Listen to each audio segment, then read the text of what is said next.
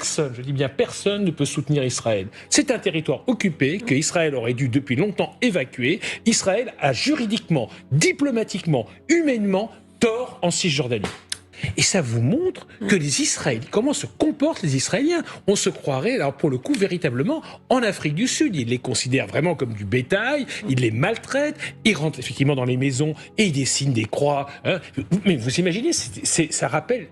Pour nous, Français, ça nous rappelle quand même l'occupation allemande et le mépris à l'égard des gens qui étaient occupés. Ce qui se passe est extrêmement grave et je pense que les États européens devraient réagir avec beaucoup plus de fermeté et beaucoup plus de force. Ce journaliste a pris un énorme risque en appelant à ne pas soutenir Israël en direct. Invité sur LCI, le journaliste français Jean Quatremer a surpris tout le monde en dénonçant l'apartheid d'Israël en Cisjordanie. Il a comparé l'armée de Tsahal à l'armée allemande nazie en déclarant « L'occupation de la Palestine par Israël nous rappelle l'occupation allemande. Chaque jour, des colons israéliens tuent des civils. » Ayant déjà visité la Cisjordanie, Jean Quatremer a dénoncé les humiliations et les vols de territoire auxquels sont confrontés les Palestiniens. Il faut aller se promener en Cisjordanie pour se rendre compte de la situation. Moi, j'y étais récemment en vacances, j'ose dire, pour voir. Mais c'est terrifiant. C'est-à-dire, vous avez des petits bouts qui sont soumis à l'autorité palestinienne, des petits bouts qui sont moitié administrés par les Palestiniens, moitié par les Israéliens. Et puis, je dirais, la plus grande part, toute la Cisjordanie utile, de plus en plus uniquement contrôlée par Israël.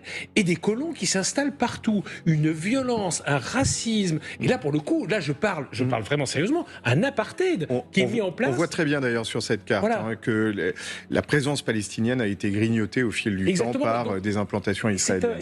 La cocotte minute en Israël, c'est la Cisjordanie. Ça peut exploser à chaque instant. Et c'est un miracle que ça n'ait pas encore explosé.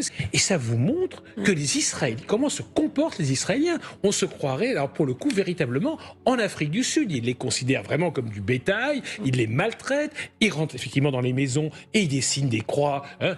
Mais vous imaginez, ça rappelle... Pour nous, Français, ça nous rappelle quand même l'occupation allemande et le mépris à l'égard des gens qui étaient occupés.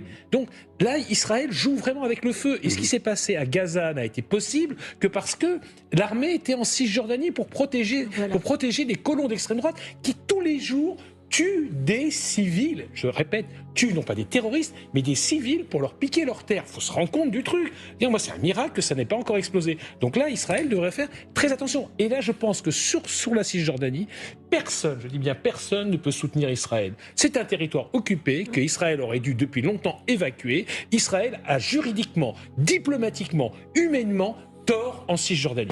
Personne, je dis bien personne, ne peut soutenir Israël. De son côté, Gérard Haro, ancien ambassadeur de France en Israël, est scandalisé et choqué de la politique d'Israël en Cisjordanie. Il a réitéré ses propos précédemment tenus face à Meir Habib. Il a qualifié de scandaleuse l'action des colons en Cisjordanie, la comparant à un nettoyage ethnique. Ce qui se passe à l'heure actuelle en Cisjordanie est absolument scandaleux. En réalité, ce que les colons sont en train de faire, c'est un nettoyage ethnique au détail. Ils profitent de la tragédie actuelle pour harceler les Palestiniens, encore plus qu'ils ne le font d'habitude, pour se débarrasser de certaines communautés, de certains villages. Et je trouve absolument scandaleux que l'Europe ne parle pas très fort. Et si je dis ça, c'est naturellement pas en invoquant la morale. Vous savez que c'est un sujet que j'évite soigneusement. Mais c'est parce que, en réalité, ces colons, ils font ça pour rendre impossible la solution des deux États. Parce que évidemment, si on expulse les Palestiniens et si on fait progresser la colonisation, ça rendra quasiment impossible un compromis territorial pour créer un État palestinien viable et contigu. Ce qui se passe est extrêmement grave et je pense que les États européens devraient réagir avec beaucoup plus de fermeté et beaucoup plus de force. Pour vous, est-ce une bonne chose que des journalistes et politiques français dénoncent la politique d'Israël en Cisjordanie ? Partagez-moi vos avis dans les commentaires.